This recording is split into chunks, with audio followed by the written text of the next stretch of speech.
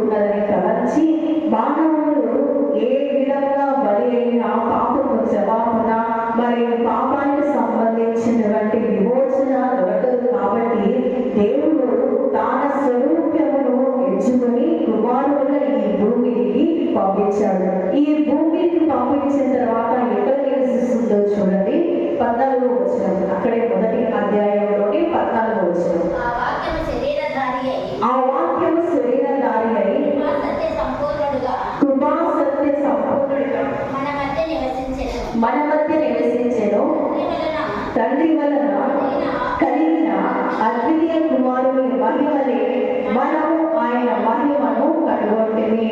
ఆ వాక్యము శరీరధారి కృపా సత్య సంపూర్ణుడిగా మన మధ్య నివసించెను. ఇందాక చెప్పినట్టుగా యేసుక్రీస్తు ప్రభువు వారు ఈ లోకంలో జీవించినప్పుడు, ఈ లోకంలో పుట్టినప్పుడు మనం ఎవ్వరూ కూడా ఆయనను చూడలేదు. ఆయన మన వద్ద నివసించాడు అని వాక్యం సెలవిస్తుంది. మన వద్ద నివసించాడు. ఎలాగా నివసించాడు? యేసుక్రీస్తు ప్రభువు వారు ఈ లోకంలో మనం చూడలేదు. ఆయన రూపాన్ని మనం చూడలేదు, ఆయన ఎత్తును మనం చూడలేదు, ఆయన లావుగా ఉండడం మనం ఏమీ కూడా చూడలేదు. కానీ దేవుడు ఉన్నాడు అనడానికి నిదర్శనము పరిశుద్ధ గ్రంథం. ఆయన ఎలా ఉన్నాడు అని ఇంతవరకు ప్రపంచానికి తెలియదు. కానీ ఆనాడు యేసుక్రీస్తు ప్రభువు వారిని సిలువలో మోస్తూ ఆయనను మరి సిలువలో వెయ్యాలని తీసుకుని వెళ్తున్నప్పుడు, ఆయన కొరడాలతో కొట్టినప్పుడు, తన శరీరం అంతా రక్తంతో మారినప్పుడు, ఆయన సిలువను మోస్తూ వెళుతున్నప్పుడు ఒక చోట ఆయన పడిపోయినప్పుడు ఒక స్త్రీ వచ్చి ఒక తెల్లని వస్త్రాన్ని తీసుకొని వచ్చి తన మొహాన్ని మరి తుడిచినట్టుగా మనము చూస్తాం. ఆ తుడిచినటువంటి ఆ క్లాత్ మీద యేసుక్రీస్తు ప్రభువు వారి రూపము ఆ క్లాత్ మీద ఉన్నట్టుగా మనము చూస్తాం. దానిని బట్టి యేసుక్రీస్తు ప్రభువు వారు ఎలా ఉన్నారు అని అంచనా వేశారే తప్ప నిజంగా ఇలాగే ఉన్నాడు అనడానికి ఏది కూడా రుజువులు లేవు. ఎందుకంటే దేవుడు ఆత్మ కనుక ఆరాధించాడు, ఆత్మతోడు సత్యవంతులను ఆరాధించాలని సెలవించాడు. దేవుడు ఎందుకంటే దేని రూపం చేసుకోకూడదు, దేని రూపము చేసుకోకూడదు. అయితే ఆ వాక్యం శరీరధారి మన మధ్య నివసించెను. మన మధ్య నివసించిందంటే ఎలా నివసించింది? మనం ఎవరైనా చూసామా? ఎలా మనం ఎవరైనా చూసామా? ఆ శరీరధారి ఉన్నటువంటి ఆ వాక్యం ఎలా నివసించిందో మనం చూసామా? మనం ఎవరు చూడలేదు. ఎందుకంటే మనకంటే ముందు పుట్టి మనకంటే ముందు అన్ని చనిపోయినటువంటి వారి గురించి మనకు తెలియదు. మనకంటే ముందు పుట్టినాడు యేసయ్య. మనకంటే ముందే చనిపోయి తిరిగి లేచి పరలోకానికి ఆరోహణమయ్యాడు. అలాంటి వ్యక్తి ఎలా నివసించాలో మనకు తెలియదు. ఈ భూమిని ఎలా నివసించాడు? ఆ వాక్యం శరీరధారి అయి కృపా సత్య సంపూర్ణుడిగా మన మధ్య నివసించెను. మన మధ్య నివసించింది శరీరధారి. శరీరధారి మన మధ్య నివసించింది. ఏమి నివసించింది మన మధ్య? వాక్యము. వాక్యము శరీరాన్ని ధరించుకొని మన మధ్య నివసించిందంట. హల్లెలూయా. ఏ వాక్యం అంట ఇది? ఆది యందు ఉన్న వాక్యము. ఆది యందు ఉన్న వాక్యము మన మధ్యకు వచ్చి శరీరాన్ని ధరించుకొని మన కోసము నివసించింది, మన కోసము రక్తాన్ని కార్చింది. ఆది యందు ఉన్న వాక్యము అంటే మనం ఎవ్వరూ కూడా లేనటువంటి ఆ దినాల్లో ఉన్నటువంటి వాక్యము మనమందరం కూడా జీవించిన తర్వాత, మనమందరం కూడా భూమికి మరి వచ్చిన తర్వాత ఆ వాక్యము శరీరధారి అయి మన మధ్య నివసించిందట. హల్లెలూయా. ఆ వాక్యం ఎలా నివసించింది? ఆ వాక్యం శరీరాన్ని ధరించుకుంది, మన మధ్య నివసించింది. మళ్ళీ ఎలాగా నివసించింది? పాపం చేసిందా? తప్పులు చేసిందా? అబద్ధాలు ఆడిందా? మోసం చేసిందా? మరి అక్రమ సంబంధం పెట్టుకుందా? విచారణ చేసిందా? దొంగతనం చేసిందా? మరి ఏమని చేసింది ఆ వాక్యము? ఆ వాక్యం శరీరధారి మన మధ్య నివసించింది. మరి ఎలా నివసించింది? ఎలా నివసించింది? పాపం చేసిందేమో, తప్పు చేసిందేమో, అబద్ధం ఆడిందేమో, అక్రమ సంబంధం పెట్టుకుందేమో, దొంగతనం చేసిందేమో, వ్యభిచారము చేసింది. చేసేదేమో అనడానికి ఏమైనా నిదర్శనాలు ఉన్నాయా, రుజువులు ఉన్నాయా? యేసుక్రీస్తు మాట ఏమని, నాలో పాపం ఉన్నది మీలో ఎవరైనా స్థాపింపగలరా, రుజువు పరచగలరా? నేను సవాలు విసురుతున్నా, నాలో పాపం ఉన్నదని మీరు రుజువు పరిస్తే, మీరు స్థాపించగలిగితే అని ప్రపంచానికి ఆయన ఒక సవాలు విసిరాడు. నేటికి కూడా ఆయన పాపం చేశాడేమో, ఆయన తప్పు చేశాడేమో నేటికి కూడా వెతుకుతున్నారు, కానీ ఎక్కడ దొరకడం లేదు. ఎందుకంటే ఆయన ఎక్కడ కూడా పాపము చేయలేదు. కాబట్టి ఈనాడు మనసులోగా మనము నిన్ను కానీ నన్ను కానీ ఎవరైనా ఒక డిటెక్టివ్ వచ్చి మన దగ్గరికి నువ్వు ఎలా ఉంటావు, ఏ విధంగా చేస్తావని మన ఇతరుల గురించి, అంటే మన చుట్టూ ఉన్న వాళ్ళతో మన గురించి సంభాషిస్తే మనలో ఎన్ని తప్పులు, ఎన్ని మరి పాపాలు ఎన్ని చెప్తారంటే అని చెప్తారు. ఒక డిటెక్టివ్ మన చుట్టుపక్కలకు వచ్చి ఈ మనిషి ఎలాంటి వాడు, ఈ మనిషి ఏం చేస్తాడు, ఈ మనిషి ఎలా ఉంటాడు, ఏ వస్త్రాలు ధరించుకుంటాడు, ఏ ఊరికి వెళ్తుంటాడు, ఏ ఉద్యోగం చేస్తుంటాడు, ఏ వ్యాపారం చేస్తుంటాడు, మరి ఎలాగా ఉంటాడు అని ఒక డిటెక్టివ్ మన గురించి ఇతరుల దగ్గరికి అడిగితే అన్ని పూసగుచ్చినట్టు చెప్తారు కదండి.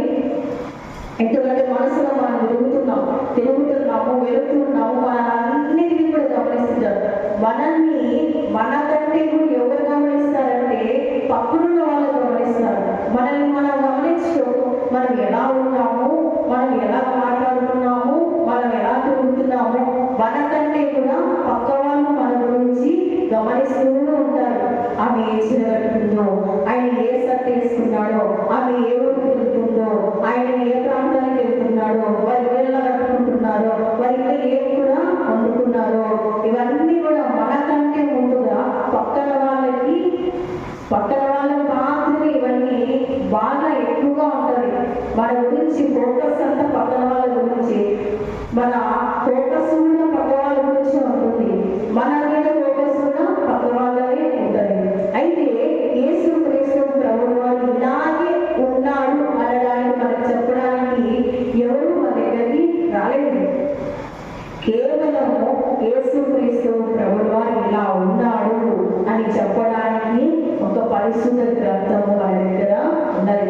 ఈ పరిశుద్ధ గ్రంథాన్ని బట్టి దేవుడు ఉన్నాడని, దేవుడి వాక్యం ఉన్నదని, దేవుడి వాక్యము శరీరధారి కృపాసక్తి సంపూర్ణంగా మన మధ్య నివసించినదని మనము నమ్ముతున్నాము. హల్లెలూయా, మనము విశ్వసిస్తున్నాం. అయితే ఆ వాక్యము శరీరధారి మన మధ్య నివసించింది. ఆ వాక్యము శరీరధారి మన మధ్య నివసించింది.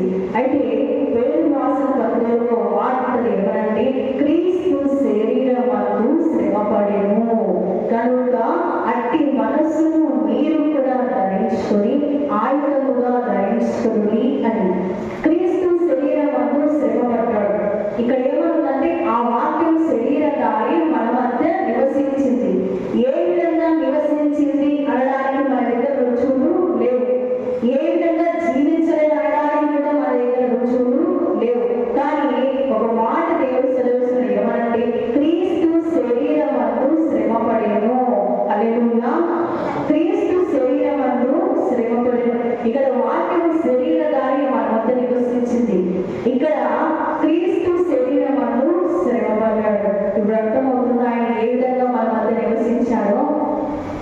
మనము ఈ లోకంలో జీవిస్తున్నాం. ఎలా జీవిస్తున్నాం అంటే దొంగతనాలు చేస్తాం, అబద్ధాలు ఆడతాం, మోసం చేస్తాం, అక్రమ సంబంధాలు పెట్టుకుంటాం, వ్యభిచారం చేస్తాం, ఇష్టం వచ్చినట్టుగా లోకంలో మనము తిరుగుతున్నాం. ఎలాగ నివసిస్తున్నామంటే ఇలాగా నివసిస్తున్నాము అని మనకు ఒక ఐడెంటిటీ ఉంటుంది. మీరు ఇలాగే, నేను ఇలాగే నివసిస్తున్నా ఈ లోకంలో అని ఒక ఐడెంటిటీ ఉంది. కానీ దేవుడు ఇలాగ జీవించాడు అనడానికి దేవుడే సాక్షి ఉంటాడు. హల్లెలూయా, వాక్యము శరీరధారి మన మధ్య నివసించింది. వాక్యము శరీరాన్ని ధరించుకొని మనందరి మధ్యలో నివసించడానికి ఇష్టపడుతుందంట. హల్లెలూయా, ఎక్కడ నివసించడానికి ఇష్టపడుతుందంటే మన మధ్య నివసించడానికి. పాపము చేసినటువంటి నీ దగ్గర, మరి తప్పులు చేసినటువంటి నీ దగ్గర, అబద్ధాలు ఆడుతున్నటువంటి నీ దగ్గర, మోసం చేసినటువంటి నీ దగ్గర ఏమి వాక్యము శరీర అయితే ఆ వాక్యం శరీరధారి నివసిస్తుంది. నువ్వు పాపం చేస్తున్నావు, తప్పులు చేస్తున్నావు, మోసం చేస్తున్నావు, నీ దగ్గర నివసిస్తున్నా కూడా ఈ వాక్యం ఏమైంది? శ్రమ పడింది. ఈ వాక్యము నువ్వు తప్పులు చేస్తున్నావు, ఈ వాక్యము కూడా తప్పులు చేయడం లేదు. నువ్వు పాపం చేస్తున్నావు, ఈ వాక్యము పాపం చేయడం లేదు. నువ్వు మోసం చేస్తున్నావు, ఈ వాక్యము మోసం చేయడం లేదు. నువ్వు వ్యభిచారం చేస్తున్న ఈ వాక్యము మోసము వ్యభిచారము చేయడం లేదు. ఈ వాక్యం శరీరాన్ని ధరించుకుంది కదా, మరి శరీరాన్ని ధరించుకున్నప్పుడు అది కూడా పాపం చేయొచ్చు కదా, అది కూడా తప్పులు చేయొచ్చు కదా, అది కూడా మోసం చేయొచ్చు కదా, అది కూడా వ్యభిచారము చేయొచ్చు కదా, దొంగతనం చేయొచ్చు కదా, అని చేయలేదు. శరీరమందు శ్రమ పడింది. శరీరమందు ఏమడిందంట? శ్రమ పడింది, కష్టపడింది, బాధ నడుచుకుంది. ఆ బాధ ముందు మన బాధలు ఎంతండి? ఆ శ్రమల ముందు మన శ్రమలు ఎంత? ఆ కష్టం ముందు మన కష్టం ఎంత? ఆయన పడినటువంటి శ్రమలతో పోలిస్తే మనకు వచ్చే శ్రమలు కాలి గోటుతో సమానం. హల్లెలూయా. మనకు వచ్చే శ్రమలు కాలి గోటుతోనే సమానం.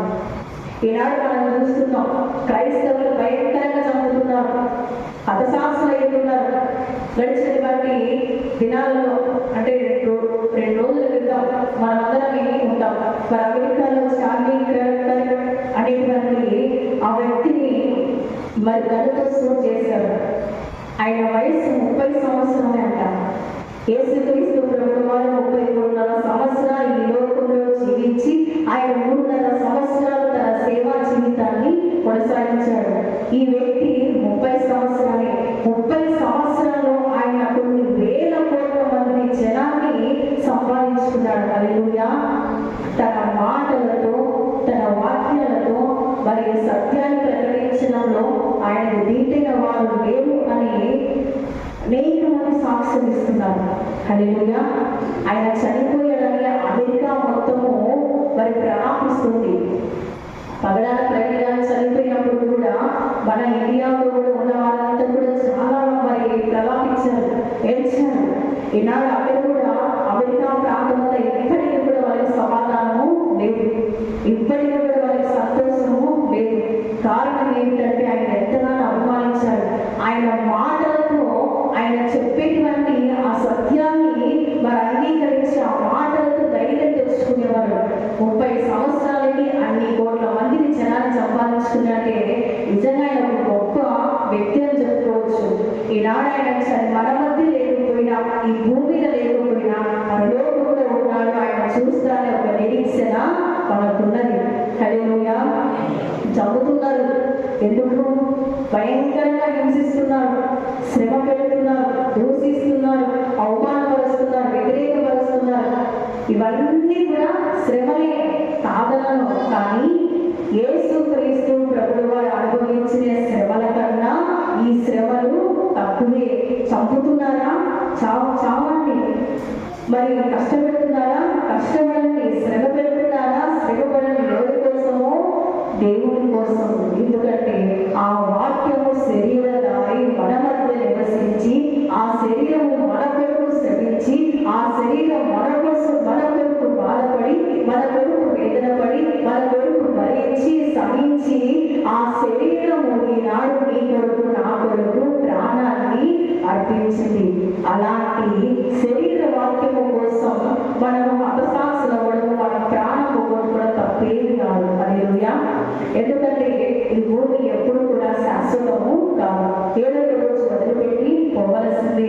ఏదో ఒక రోజు ఈ భూమి నుంచి నువ్వైనా వెళ్ళాల్సిందే, నేనైనా వెళ్ళాల్సిందే. కానీ తరతరము యుగము మనము యేసుక్రీస్తు ప్రభువు వారితో, పరిశుద్ధాత్మ దేవుడితో మమేకమై ఆయనతో మనము ఉండాలి. అలా ఉండాలంటే ఆ వాక్యం శరీరధారి మన మధ్య ఎలాగా నివసించిందో మనము కూడా అదే వాటిలో నివసించాలి.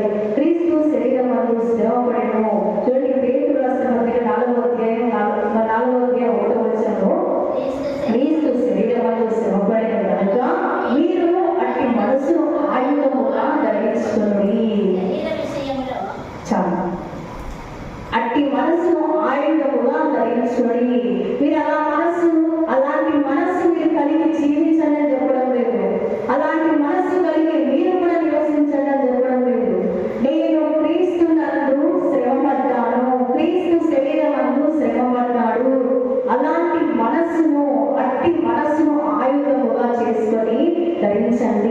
మీరు అలాంటి మనసు కలిగి జీవించమని చెప్పడం లేదు.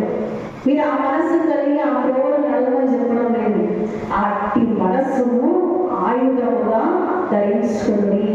అంటే క్రీస్తు ఏ విధంగా జీవించాడో, క్రీస్తు ఏ విధంగా తన శరీరమంతా శ్రమపడ్డాడో ఆ ఆయుధాన్ని మనము పట్టుకోవాలి. ఆ ఆయుధాన్ని మనము ధరించుకోవాలి. ఇలాగ జీవించాడు యేసయ్య, ఇలాగ శ్రమించాడు యేసయ్య, ఇలాగ భరించాడు యేసయ్య. ఇట్టి మనస్సు నేను ధరించుకుంటా. ఇట్టి మనస్సు కలిగి నేను జీవించలేకపోయినా కొంచెమైనా అలా ఉండడానికి నేను ప్రయత్నము చేస్తా. హల్లెలూయా. దేవునికి మహిమ కలుగును గాక. ఆమేన్. చూడండి 119వ కీర్తన, 119వ కీర్తన 104 105 వచనాలు. నీ వాక్యము నా 119వ కీర్తన, నీ ఉపదేశం వలన నాకు వివేకం కలిగను, తప్పు మార్గములన్నీ నాకు అసహ్యములాయను. నీ వాక్యము నా పాదములకు దీపమును, నా త్రోవకు వెలుగునై ఉన్నది. హల్లెలూయా. వాక్యము శరీరధారి మన వద్ద నివసించింది. మన వద్ద నివసించినటువంటి ఆ శరీరము మన కొరకు శ్రమపడింది. అయితే ఆయన వాక్యము ఆది యందు ఉన్నది. ఆ వాక్యము దేవుడే ఉన్నాడు. అయితే ఈ వాక్యము మనల్ని ఏమని బోధిస్తుంది అనంటే, నీ వాక్యము నా పాదములకు దీపమును, నా త్రోవకు వెలుగును ఉన్నది. హల్లెలూయా.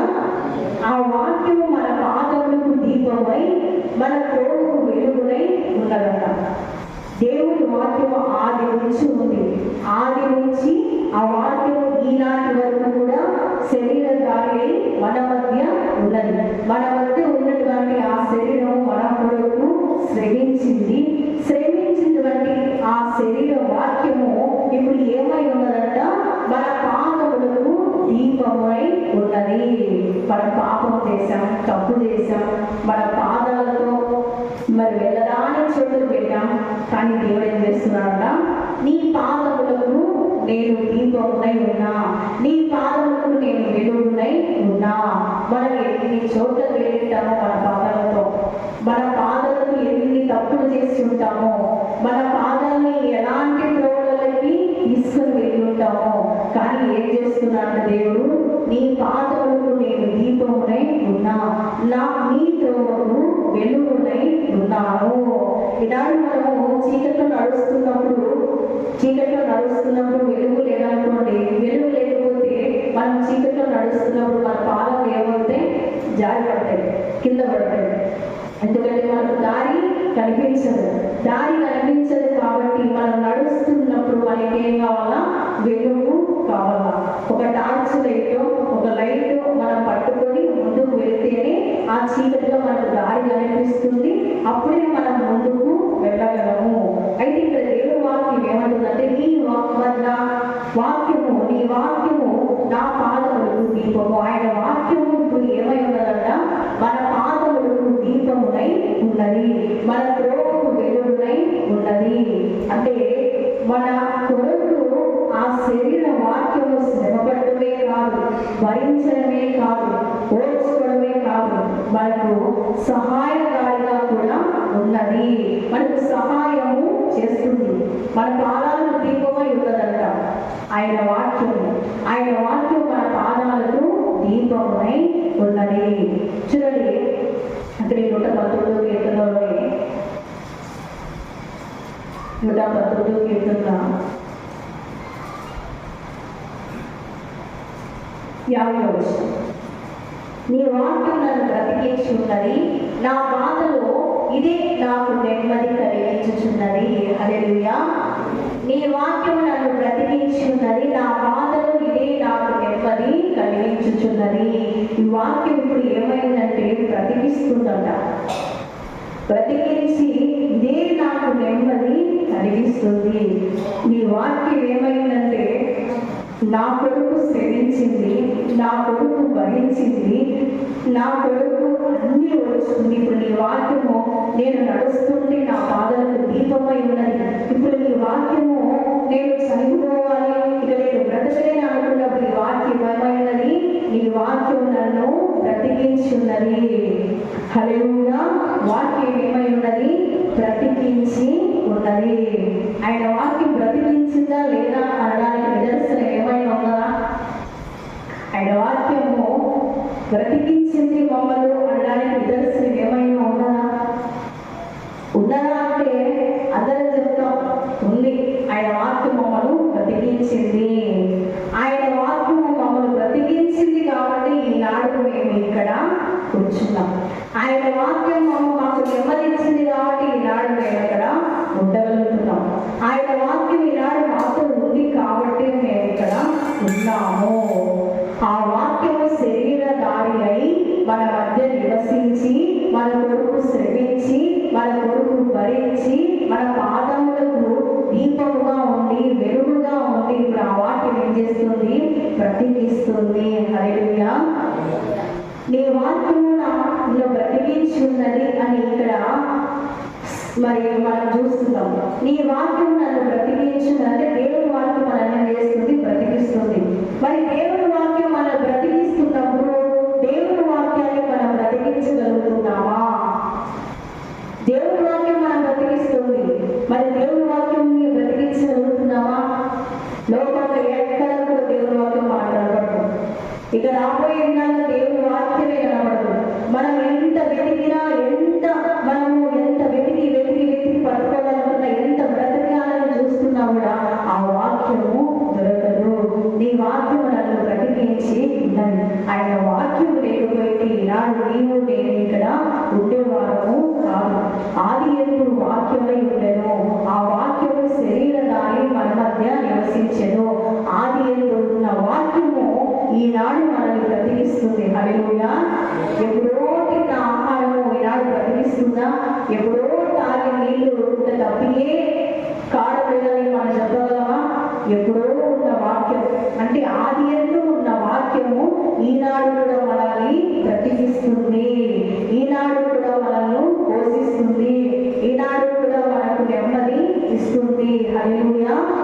ఆది యందు ఉన్న వాక్యము మనం ఎప్పుడో పుట్టినప్పుడు తాగిన పాలు కానీ లేదంటే మొట్టమొదటిగా తిన్నటువంటి ఆహారం కానీ ఈనాటి కూడా మన దగ్గర ఉందా? ఈనాడు కూడా ఆహారంతో మనం బ్రతుకుతున్నామా? అందుకే మనసు రొట్టె వలన మాత్రమే కాదు కానీ దేవుడి నోట నుంచి వచ్చే ప్రతి మాట వలన జీవించును. మనం ఎప్పుడో తిన్న ఆహారం, మనం చిన్నప్పుడు తిన్న ఆహారం, ఆ ఆహారంతోనే మనం ఈనాడు బ్రతకగలుగుతున్నామా? లేదు కదా. అందులో దినము ఆహారం తింటేనే మనము బ్రతకగలుగుతున్నాం. కానీ ఆది యందు ఉన్న వాక్యం ఇప్పుడు ఏమైందంట, ఈనాటికి కూడా మనల్ని బ్రతికిస్తుంది. కానీ బ్రతికించినటువంటి ఆ వాక్యాన్ని మనం ఏం చేస్తున్నాము, బ్రతికించలేకపోతున్నాము. ఆ వాక్యాన్ని మనము బ్రతికించలేకపోతున్నాం. మమ్మల్ని బ్రతికించిన ఆ వాక్యాన్ని ఈనాడు మనం ఏం చేస్తున్నాం, మర్చిపోతున్నాం. మనల్ని బ్రతికించినటువంటి ఆ వాక్యాన్ని ఈనాడు విడిచిపెట్టేస్తున్నాం. చూడండి, ఇక్కడ మనం కూర్చున్నటువంటి మనమందరం కూడా మందిరానికి వచ్చినప్పుడు నుంచి ఈనాటి వరకు విన్న వాక్యాలన్నీ కూడా పలానా రోజు ఈ వాక్యం చెప్పారు, పలానా రోజు ఈ వాక్యం చెప్పారు, పలానా రోజు ఈ వాక్యం మాట్లాడుతూనే ఉన్నారని మనం చెప్పగలమా? చెప్పలేము. ఏ రోజు ఏ వాక్యం చెప్పారు, ఏ వారం ఏ వాక్యం చెప్పారు, మరి ఆ వాక్యంలో ఏమేమి మాట్లాడారు, ఇవన్నీ మనము చెప్పలేము. కారణము అవేవి మనకు గుర్తులేవు కదండి. మనం మొదటి నుంచి అంటే మందిరానికి వస్తున్నప్పటి నుంచి ఈనాటి వరకు ఏమైనా వాక్యం ఫలానా రోజు ఈ వాక్యం చెప్పారు, ఆ వాక్యంలో ఈ మాటలన్నీ చెప్పారు అనడానికి మనకి తెలియదు. ఆ వాక్యాలు మనకు గుర్తుకు లేవు, ఆ మాటలు కూడా మనకు గుర్తుకు లేదు. కానీ ఆయన వాక్యం ఏం చేస్తుంది, బ్రతికిస్తుంది.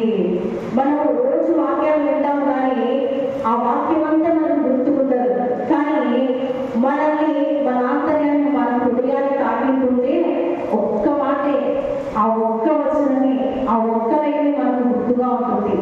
నేను ఈరోజు చెప్పి ఈ వాక్యం అంతా మన అర్ధగంట కావచ్చు, గంట సేపు కావచ్చు, ఈ వాక్యం అంతా, ఈ వాక్యంలో నేను ఏమేమి మాట్లాడాను,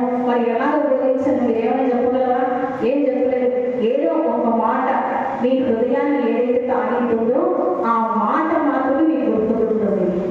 ఆ మాట వలన మాత్రమే మనం ఈనాడు బ్రతకగలుగుతున్నాం. ఆ మాట వలనే మనం ఈనాడు జీవించగలుగుతున్నాం. అందుకే నీ వాక్యం నన్ను బ్రతికించున్నది, నా బాధలలో ఇదే నాకు నెమ్మది కలగజేయించినది. కానీ దేవుని వాక్యాన్ని మాత్రం మనము బ్రతికించలేకపోతున్నాం. మనసు రొట్టె వలన మాత్రం బతుకుతాడేమో, మనసు రొట్టె వలన మాత్రమే కాదు, కానీ దేవుని నోటి నుంచి వచ్చే ప్రతి మాట వలన జీవిస్తారట. దేవుని నోటి నుంచి వచ్చే ప్రతి మాట వలన మనం జీవిస్తాం. మనసులో కూడా ఆయన ఏ మాట పంపినా కూడా ఆ మాట మనకి ఏం చేస్తుంది? ధైర్యాన్ని ఇస్తుంది, ఆదరణ ఇస్తుంది, మనల్ని మరి నెమ్మదిపరుస్తుంది, సమాధానపరుస్తుంది, ప్రోత్సాహపరుస్తుంది. భయపడటము, దిగులు పడటము, చెడియము, నేను నీకు తోడై ఉన్నాను అని వాగ్దానం దేవుడిస్తే ఎంత ధైర్యం వస్తుందో కదా. నేను విడవను, ఎడబాయను, ఇబ్బరగలి ధైర్యంగా ఉండవు అని సెలవిస్తే ఎంత ఆదరణ వస్తుందో. కానీ ఆ మాటను మనం బ్రతికించినప్పుడు మనం కూడా ఆయన మాటను బ్రతికించాలి కదా. ఆ మాటను మనం బ్రతికించినప్పుడు మనం కూడా ఆయన మాటను బ్రతికిస్తున్నామా? ఈనాడు ఎన్నో మాటలు మాట్లాడతాము, దేవుడి మాట ఒకటైనా మాట్లాడతామా? ఎన్నో మాటలు, ఎవరెవరి దగ్గర కూర్చుంటాం, ఎవరితోనో మాట్లాడతాం, అందరితో మాట్లాడుతున్నప్పుడు దేవుడి మాట ఒక్కటైనా మనం వాళ్ళ దగ్గర మాట్లాడగలుగుతున్నామా? దేవుడి వాక్యాన్ని, దేవుడి వాక్యం నేను బ్రతికించినప్పుడు నువ్వు కూడా ఆయన వాక్యాన్ని బ్రతికించాలి కదా. నువ్వు కూడా ఆయన వాక్యాన్ని ఒక్కసారైనా కూడా జ్ఞాపకం చేసుకోవాలి కదా. హల్లెలూయా. రాబోయే దినాలు ఈ వాక్యాలు మనకు దొరకవు. నిజంగా నేను మరి మన దినంలో ఆయన చనిపోవడాన్ని ఆ వార్త విన్నప్పటి నుంచి నాకు ఒక్కటే అనిపించింది, ఇంకా త్వరలో దేవుడు రాబోతున్నాడు.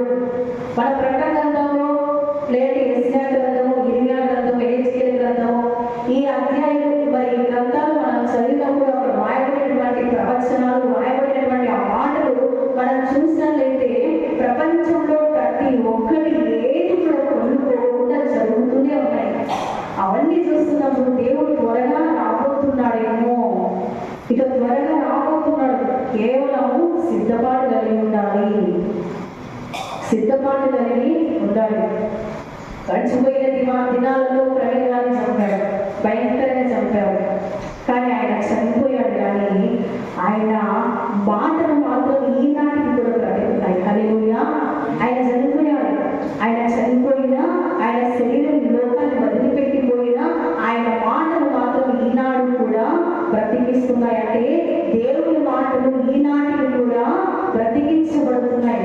ఈ దేవుని మాటలు ఈనాటికి కూడా మనకు ఆదరణిస్తున్నాయి. దేవుని మాటలు ఈనాడు కూడా మనకు నెమ్మది ఇస్తున్నాయి. కానీ మనము మాత్రము ఆయన మాటను బ్రతికించలేకపోతున్నాం. మనము మాత్రం ఆయన మాటను బ్రతికించలేకపోతున్నాం. నాకు అనిపించింది, ఇక దేవుడు త్వరగా రాబోతున్నాడు, ఇక ప్రపంచము అంతం కాబోతుంది. నేను ఒక్కడే అనుకున్నా, ఏమనుకున్నా అంటే మా పిల్లలు మరి పెద్దవాళ్ళు కాకముందు లోకం అంతమైతే బాగుంటుంది. ఎందుకంటే ఇప్పుడు మా పిల్లలు మరి దగ్గరే ఉన్నారు, మరి దేవుని దగ్గరే ఉంటున్నారు, దేవుని మందిరంలో ఉంటున్నారు. మరి యవ్వనస్తులుగా మారితే యవ్వన ప్రాయంలోకి వెళ్ళిపోతే మరి కాలేజీల కంట ఆ ఊళ్ళు, ఈ ఊళ్ళు, ఈ దేశాలు, ఆ దేశాలు వెళ్ళినప్పుడు ఒకవేళ లోకంలో పడిపోయే అవకాశం ఉంటుందేమో. ఒకవేళ దేవుడు ఇప్పుడేస్తే ఎంత బాగుంటుంది కదా. అందరం దేవుడి దగ్గరికి వెళ్ళిపోవచ్చు, అందరం దేవుడి దగ్గర అలాగా నివసించవచ్చు. ఇక ఈ లోకంలో ఏముంది? కుళ్ళు, స్వార్థం, అసూయ, గర్వము, ప్రేమ అన్నది ఎక్కడ మనకు కనపడదు. ఇక ప్రపంచం అంతమవుతే ఎంత బాగుంటుందో అనిపిస్తుంది. నిజంగా అనిపించిందండి. ఎందుకంటే అక్కడక్కడ కొన్ని ప్రాంతాలు కనబడకుండా చెల్లా చెదరైపోతున్నాయి, అక్కడక్కడ వాక్యాలు కనబడుతున్నాయి. చాలా చోట్ల చూసినట్లయితే వాక్యాలు లేవు, దేవుడి మాటలు వినపడడం లేదు. సేవకులు చంపడం, విశ్వాసాలు చంపడం, క్రైస్తవ బిడ్డలు చంపడం, ఇలా చేస్తూనే ఉన్నారు. మన దగ్గరికి రావడం లేదు కాబట్టి మనకు తెలియడం లేదు. కానీ అది చూస్తున్నప్పుడు, అది విన్నప్పుడు, మరి బైబిల్ గ్రంథంలో ఆ మాటలు చదివినప్పుడు ఇవన్నీ జరుగుతున్నాయి, జరిగిపోయినాయి, ఇంకా ఏం జరుగుతాయో, ఇంకా ఎలాగా జరుగుతాయో అని ఇవన్నీ చూసేదాన్ని ఉండేదానికన్నా, ఇవన్నీ చూసి ఇక్కడ ఉండేదానికన్నా పైకి వెళ్ళిపోతే దేవుని ఇక్కడ ప్రశాంతంగా ఉండొచ్చు అని. హల్లెలూయా. దేవునికి మహిమ కలుగును గాక. ఆమేన్. నీ వాక్యము నన్ను బ్రతికించున్నది. ఆయన వాక్యం మనల్ని ఎప్పుడు బ్రతికిస్తుంది, కానీ మనము దేవుని వాక్యాన్ని మాత్రము బ్రతికించలేము. చూడండి, ఇర్మియా గ్రంథము 23వ అధ్యాయము 29వ వచనం. ఇర్మియా 23వ అధ్యాయం 29. నా మాట అగ్ని వంటిది కాదా, బండను బద్దలు చేసి సుత్తి వంటిది కాదా. హల్లెలూయా. అక్కడే ఇర్మియా గ్రంథం 5వ అధ్యాయము 14వ వచనం. ఇర్మియా గ్రంథము 5వ అధ్యాయము 14వ వచనం. కావున సైన్యముల అధిపతియగు దేవుడు యెహోవా ఇలా సెలవిస్తున్నాడు, వారి మాటలు పలికినందున నా వాక్యములు వారిని కాల్చినట్లు నీ నోట వారిని అగ్నిగాను ఈ జనము కట్టెలుగా నేను చేసేది. ఇదే యెహోవా వాక్యము. ఏమిటండి ఇక్కడ ఏమంటున్నా అంటే, నా మాట అగ్ని వంటిది కాదా, బండను బద్దలు చేయు సుత్తి వంటిది కాదా. దేవుని మాట ఎలాంటిదంట? అగ్ని వంటిదంట. దేవుని మాట సుత్తలాంటి, బండలు బద్దలు చేసే సుత్తలాంటిదంట. వాస్తవమే ఆయన మాట ఎలా ఉంటుందంటే మరి అగ్ని వంటిది. ఇక్కడ ఏమంటుందంటే, నా వాక్యములు వారి మాటలు పలికినందున నా వాక్యములు వారిని కాల్చినట్టు నీ నోట వారిని అగ్నిగాను ఈ జనములు కట్టెలుగాను నేను చేసేదను. ఇప్పుడు ఆయన వాక్యము అగ్ని అయింది, మనం ఏమై ఉన్నాం? కట్టెలే ఉన్నాం.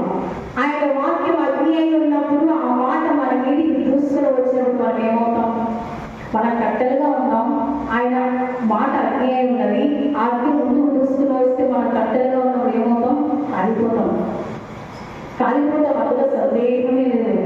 ఏమంటే, నా మాటలు దహించు అగ్ని వలె ఉన్నది, ఈ జనము కట్టెలుగా ఉన్నారు.